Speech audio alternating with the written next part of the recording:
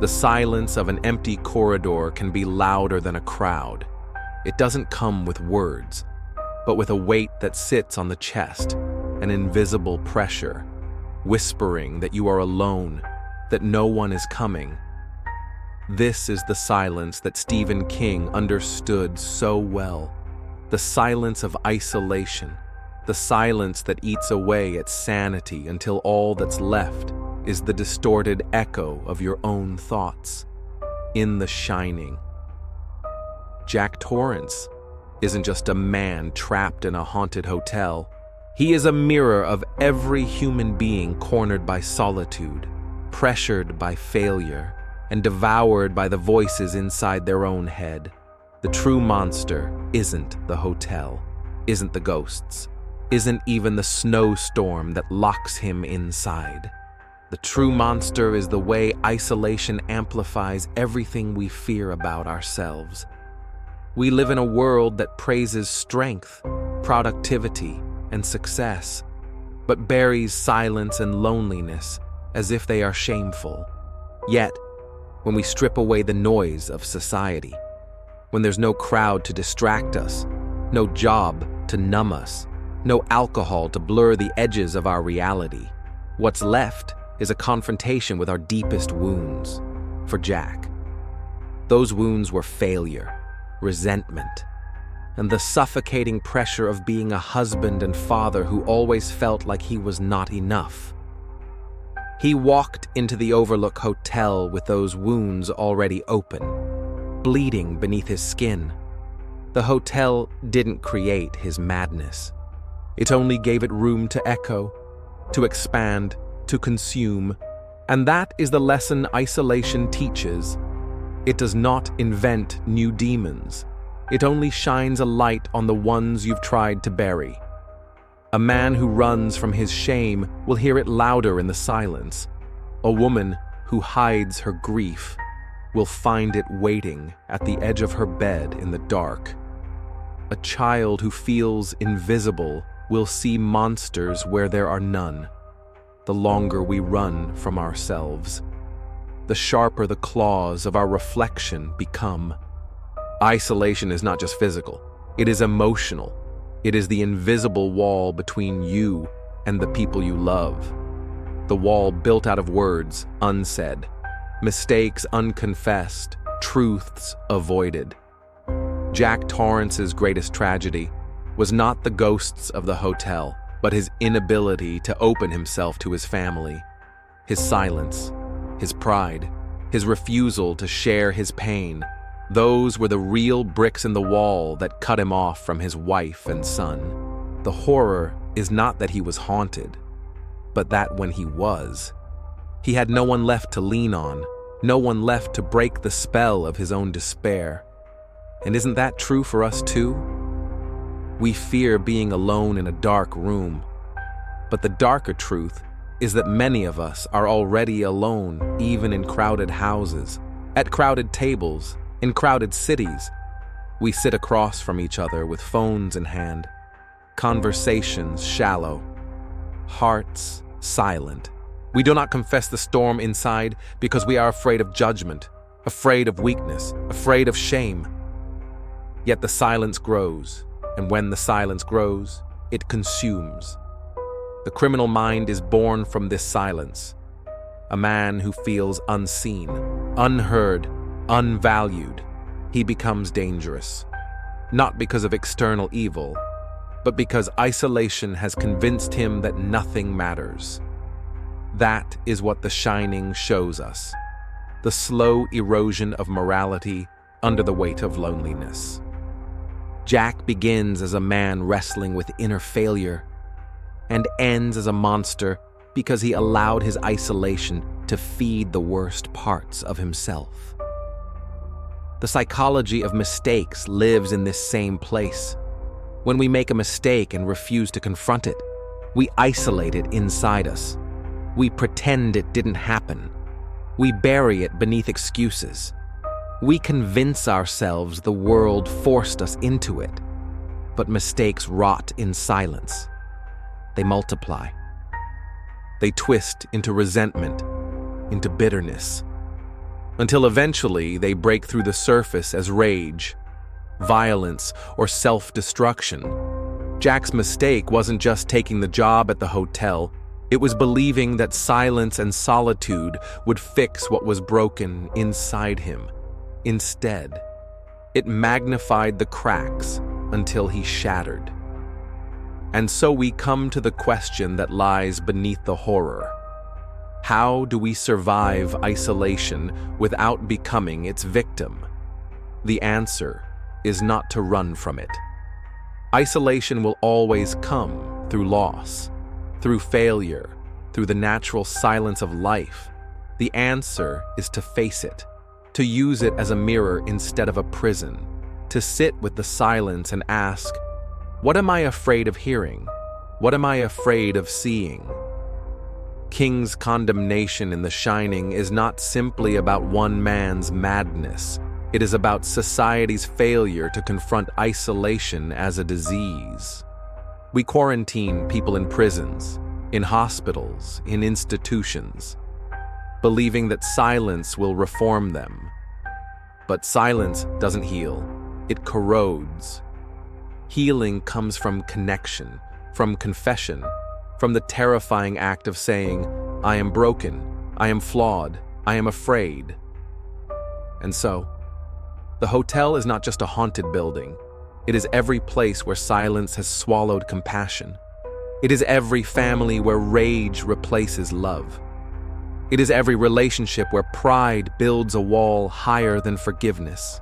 It is every mind where a mistake festers because the truth feels too heavy to speak. The horror of The Shining is not fiction. It is the reflection of what happens when we let the fear called isolation guide us into the dark. Now, let me ask you, when was the last time you sat in silence and truly listened to what your mind was saying? Did you hear peace? Or did you hear the claws of something darker scratching at the door? Isolation has a way of bending time. In the corridors of the Overlook, days stretched like years, and the ticking of the clock became a cruel reminder that there was nowhere to go, nothing to do, nowhere to hide from the voices inside your head. That is the slow suffocation of solitude. It makes the smallest problem feel eternal, the tiniest wound feel fatal. The mind, starved of distraction, feeds on itself. And when the mind is already carrying unhealed scars, the feeding becomes cannibalism of the soul. Jack Torrance did not need a ghost to whisper violence in his ear. He already had years of resentment, self-doubt, and rage gnawing at his conscience. Isolation only turned up the volume. Psychologists will tell you that human beings are social creatures, wired to connect, to belong, to be seen and heard. But what happens when society itself becomes a machine of judgment, a system that tells you success is everything, that failure makes you worthless, that mistakes define you forever? What happens when connection itself becomes contaminated with shame? The cruel paradox is this: the very society that demands perfection is the one that pushes people into hiding when they inevitably fall short. We retreat into silence. We isolate. And in that exile, our demons thrive. This is where the criminal psychology of mistakes comes alive. Think of the people who make one catastrophic choice and then bury it in silence. They convince themselves no one will understand, no one will forgive, no one will help. So they dig deeper, one lie after another, until the mistake becomes an identity. The longer they isolate the truth, the harder it is to return to humanity. Like Jack, they cross a line, not in a sudden eruption, but in the slow drip of isolation poisoning their veins. This is the psychology of collapse, not an explosion, but erosion. And yet, here lies the irony. We fear exposure, but exposure is the only cure. A mistake dragged into the light loses its power. A failure admitted becomes the seed of growth. A confession whispered to someone who listens can break the cycle of isolation. But pride, fear, and shame convince us otherwise. We tell ourselves, I can handle this alone, but no one handles silence alone forever. Eventually, silence handles you. The Shining reminds us that family is both salvation and damnation.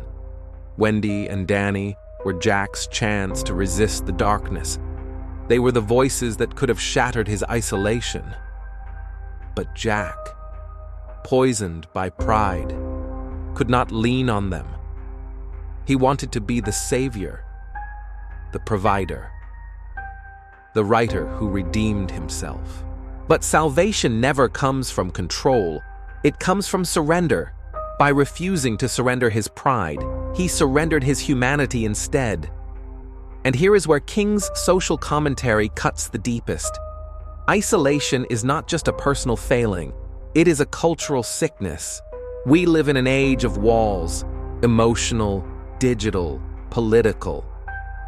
People are more connected by devices than ever, yet lonelier than any generation before them.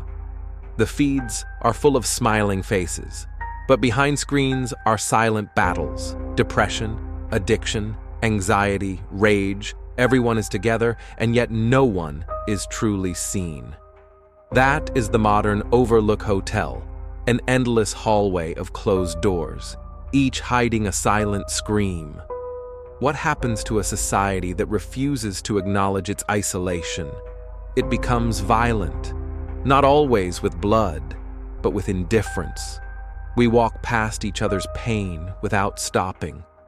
We normalize silence until suffering becomes invisible. We say, "It's not my problem." Until one day, it knocks on our own door. This is why the lesson of The Shining is not confined to a haunted hotel in Colorado.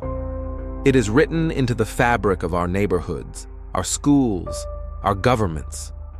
Every ignored cry for help is another step down the hallway toward madness.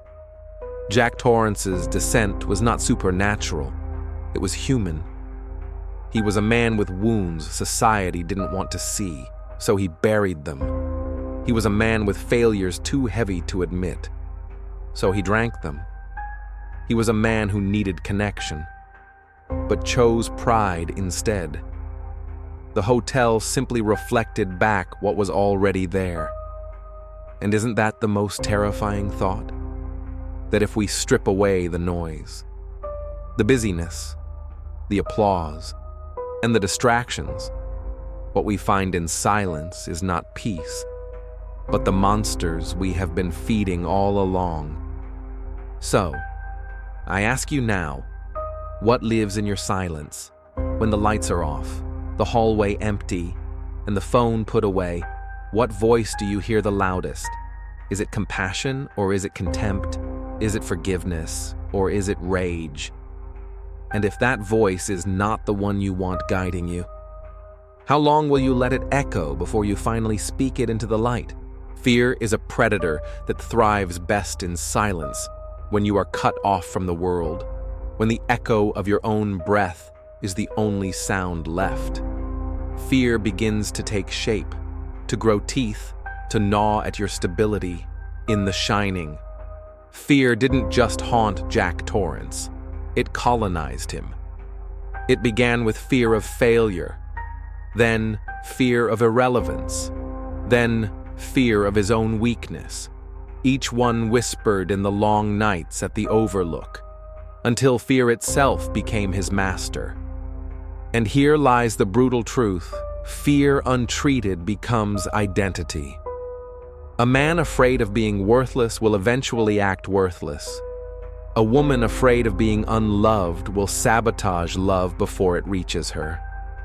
A child afraid of being invisible will scream in ways that make them unforgettable, even if it costs their soul.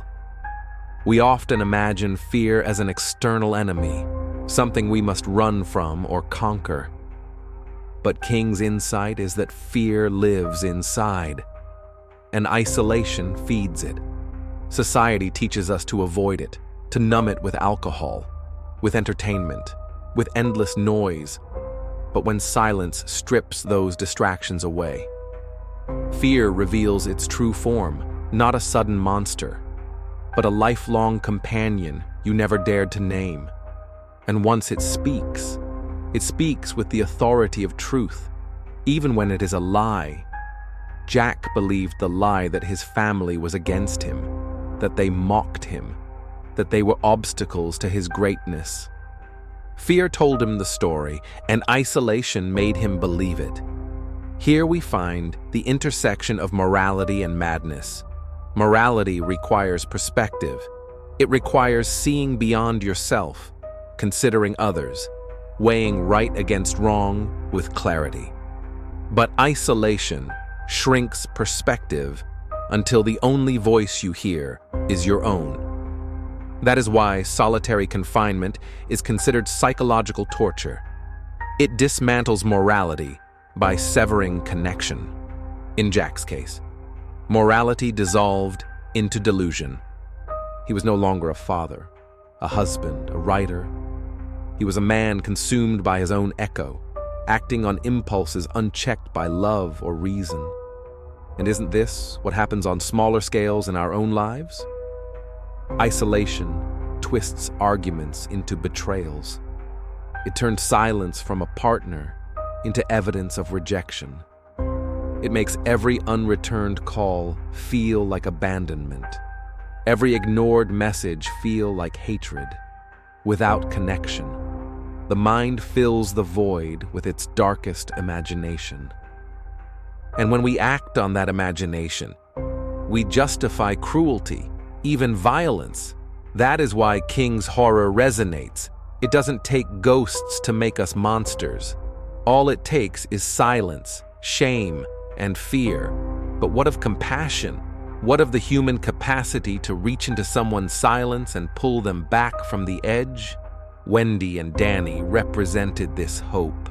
Wendy's persistence, her refusal to abandon her son, her desperate attempts to reach her husband. These were the last threads of compassion holding Jack to humanity.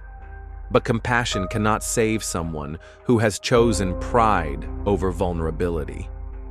Compassion is not about forcing the door open. It is about being present when the door is cracked. Jack slammed it shut, and in doing so, sealed his fate. So what lesson remains for us, the witnesses of his downfall? That compassion is strongest when it is spoken early, not when madness has already bloomed. That we must recognize the warning signs of isolation in ourselves and others before silence becomes permanent. That listening, truly listening, can be the difference between a mind returning to clarity or descending into chaos. King's condemnation is sharp. A society that does not listen, that does not forgive, that does not allow vulnerability, is a society that manufactures its own monsters. And yet, the hardest compassion to practice is not for others, it is for ourselves. To forgive ourselves for mistakes, to admit when we are weak, to acknowledge when we are afraid. Without self-compassion, isolation turns inward and devours us from within. Jack's greatest tragedy was that he could not forgive himself, and so he punished everyone around him. How many of us carry that same seed? How many punish others for the war we cannot resolve inside our own chest? The fear called isolation is not only the silence between people, it is the silence within, the refusal to name what hurts. And the longer that silence stretches, the more dangerous it becomes, which leaves us here. At the edge of the same hallway, Jack walked down. A hallway lined with closed doors, each one hiding a truth we've buried, each one waiting for us to open it before it bursts open on its own. So, I ask you, when the doors of your own mind stand before you, will you keep walking, pretending they are locked? Or will you dare to turn the handle and face what waits inside? The truth is that isolation never arrives like a storm. It arrives like snow. A soft, quiet fall at first, barely noticed, until one day you are buried so deeply you cannot breathe. Jack Torrance walked into the Overlook Hotel believing he was in control, believing the silence would grant him discipline, believing solitude would heal the fractures of his life. But healing requires confrontation, not avoidance. Silence without honesty is not peace. It is denial disguised as calm. That is why the snow kept falling in his mind until he was frozen in madness. Isolation is seductive, it tells us. If you stay alone, you will be safe. If you shut the door, no one can hurt you. If you keep your secrets, no one can judge you. And yet, what begins as protection becomes prison. The walls that keep others out eventually keep us in. The Overlook was never just a hotel. It was the architecture of Jack's own defenses, a labyrinth of walls built to hide his shame, his anger, his failures. But every labyrinth has a center, and at that center is always the monster we refuse to face. Fear, morality, compassion, silence. These threads weave together to form a single tapestry, the human struggle against our own darkness. We are all one bad season away from being trapped in our own overlook. One heartbreak, one failure, one betrayal, one mistake. These are the snowstorms that isolate us. And when they come, the real battle begins, not with the outside world, but within the hallways of our own minds. So what is the purpose of this lesson? It is not to terrify you with ghosts or curses. It is to remind you that the human mind is fragile, that silence is dangerous, and that connection is not a luxury. It is survival. It is to warn you that the cost of pride is madness, that the refusal to speak your truth is the beginning of violence, and that every moment you choose silence over vulnerability. The snow is falling heavier around you, but there is hope. The same silence that can destroy you can also heal you, if you use it with honesty. If, in the stillness of night, you allow yourself to speak the truths you hide, even if only to yourself, then silence becomes sacred, not suffocating. If you dare to share your wounds with someone who listens, silence becomes bridge, not barrier. The lesson buried in the shining is not that isolation always kills, but that unacknowledged pain always does. The question then is not whether you will face isolation. You will. We all will. The question is, when it comes, will you allow it to strip you down to the raw truth, or will you let it bury you alive in the lies you tell yourself? Jack Torrance could not answer that question, and so he became the very monster he feared. But you, sitting here, listening to these words, you still can. You can choose to confront the silence before it consumes you. You can choose connection over pride, confession over denial, compassion over rage. So I leave you with this. When you are alone tonight, when the lights go out and the silence returns, will you face it as a prison, or will you face it as a mirror? Because the fear called isolation will always come. The only question is, what will it reveal about you when it does?